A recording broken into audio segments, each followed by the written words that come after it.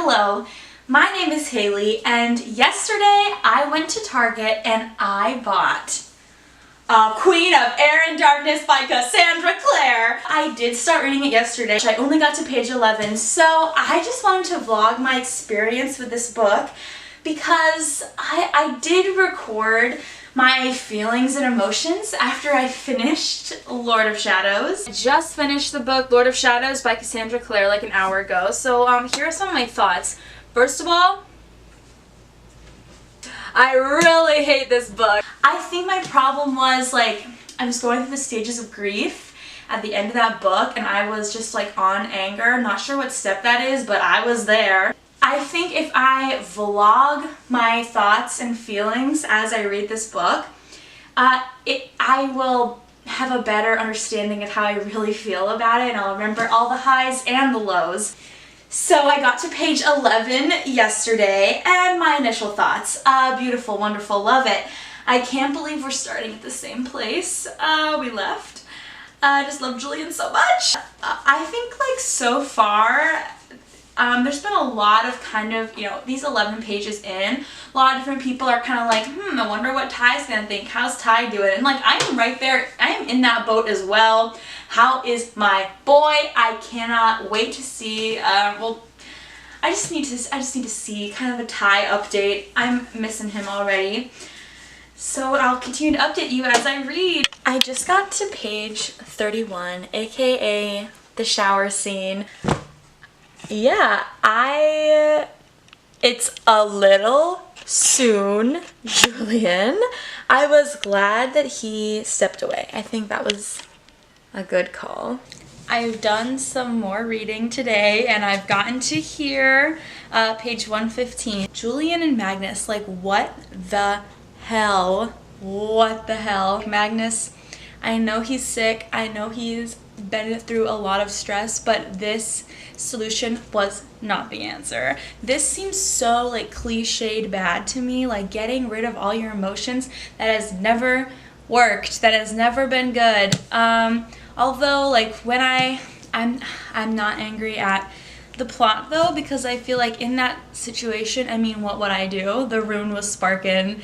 That's very, very freaky. I don't blame Julian, especially because it's the night of his sister's death. Honestly, I think Magnus is more to blame. Come on, bud, come on. I know he was sad too, but that just does not seem like a good solution. So, Ty is awake. Ty is up. Yeah, so he's definitely gone off the deep end of denial. Let's break all the rules. Let's go crazy. And I don't hate it. I completely understand why. He felt nothing at all. Oh, no. Also, fuck Zara for real, though. She and her friends, damn, it's a funeral. They just have, I have no sympathy for them. Lady of Roses. Though the Shalomance is gold and Diego is boring. Oh, wow. They say romance is dead, but this note is just, I need me a fairy like that. What a beautiful note. And now I'm literally so looking forward to a scene where Diego or Kieran realizes that, yeah, there's kind of 3 players in this game for Christina, and I completely understand, love Christina, what a great character. Just wow. Honestly, can we talk about Diego's character development? Book 1, he was perfect. Book 2, freaking so annoying, the worst. Now book 3, he's just a lovable loser boy. What a guy. I honestly love this buddy cop vibe of him and Kieran. Very, very cool. Can't wait for him to find out they're all in love with Christina. I just want the record to show my prediction right now. I predict that Dearborn is either the fairy king / working with him. So there's 2 instances of, I think, perfect foreshadowing. That one little throwaway comment of Mark when he's Dearborn has really big fairy energy right now, big fairy king energy, and it's interesting note, Cassandra freaking noted. I just reread Lady Midnight. I know how your beautiful foreshadow works. And there was also this scene when Emma and Julian are with Dearborn in his office, and Emma's kind of weird that he threw away a fairy history poster, little little history scene. That's kind of weird. He's so big into Shadowhunter history. No, faker. Oh, I smell a rat. That is 2 for 2, buddy. So I think he's for sure gonna be Team Fairy. So it's tonight, and I just got to page 136. Wow, so much happened. I just need to talk about the line when Ty and Kit are in the cave. Also love Ty and Kit. Wow, their scenes, 10 out of 10. When they're in the cave and that freaking warlock, is that the warlock from the Infernal Devices? Will that be answered? I'm so confused. Also, why is he living in that cave? I have so many questions. But when that warlock was like, oh, a copy of the book, that's better. Like, oh my gosh. I need to know. What does that mean? What is that book? Oh my gosh. Also, okay, Mark and Christina, when Mark called her Lady of Roses, I don't know what's going on, but I don't trust like that. I think something fishy is happening. Also, just wanted to say, them having sex, I cannot believe, while my poor boys, Diego and Kieran, are just at school like a couple of chumps, Mark is like really swooping in here, but the whole like birth control thing, oh my gosh. I don't know what he's doing, but I cannot believe it. But also how smooth. The whole when she says your buttons are on, you didn't button up correctly, and he says I can fix that, like wow. Hello. So I'm reading at the train station waiting for my dad. I'm on page 336. So I'm not gonna go too in depth, but I just wanted to say, I just wanted to give a really quick thought. Cool plan, Emma. Cool plan. Very cool. Kind of tap Ash on the shoulder and ask him if he wants to come. Really smart, really wise, love the planning going on there. Hello, I'm back home for winter break, and I've been reading like all day. I really should be filming updates, but I'm on page 514.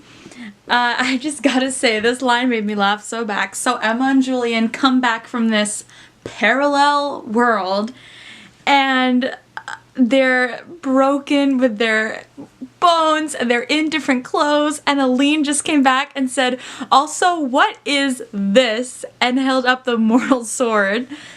What a frickin' trip. Cassie, I need the scene where Emma and Julian arrive and everyone is just like, what the hell? Also, can I just say, I'll talk about this more in detail later, but out of everyone who gets to say fucking bitch, I just want it to be the main cast. Why does Dearborn get 2 of them? Why does that random villain fairy woman get to call Emma a bitch? I just feel like Julian and Emma really deserve a curse word now and then. Okay, listen. She had never heard him speak any name but Mark's that way before. Mark, Kieran, Christina, this needs to happen. I mean, at this point, we're 531 pages in, like, this has all been leading up to it. Come on, please, just all 3 of you be in love and be beautiful. Okay, let's talk about the important part. Magnus turned to Alec with a furious look on his face. You killed yourself? Why would you do that? Oh, that's a good, yes. Alec looked startled. That wasn't me, he pointed out. It's an alternate universe, Magnus. Magnus grabbed Alec by the front of his shirt. If I die, you are not allowed to do anything like that. Who would take care of our kids? How could you do that to them? We never had kids in that world, Alec protested. Just a little bit of light in this really trying time is more than I could ask for. Very good. Hello! Well, I finished it.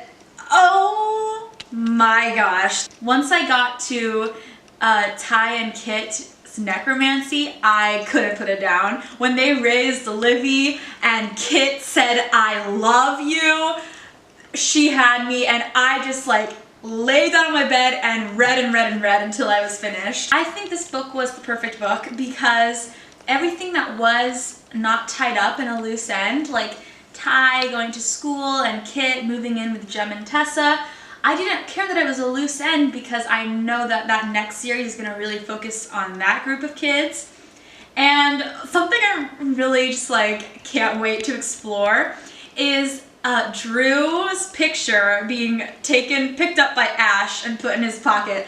I don't know what sort of love triangle Drew is gonna find herself in, but I love Drew. She's one of my favorite characters, especially in this book. So I can't wait to see like where her character will go. Julian and Emma, brilliant, perfect. The fight scene, amazing. When Kieran, I think I've been pronouncing his name wrong this whole video, but when Kieran fights for the throne, oh my gosh, that battle sequence was so good. I think one of my favorite parts, I mean I can't pick a favorite, but I loved when everyone on like Julian's side saw them turn into angels and just kind of say like, was that part of our plan? Was there like a secret third meeting where we all decided they're gonna turn into angels? That was perfect.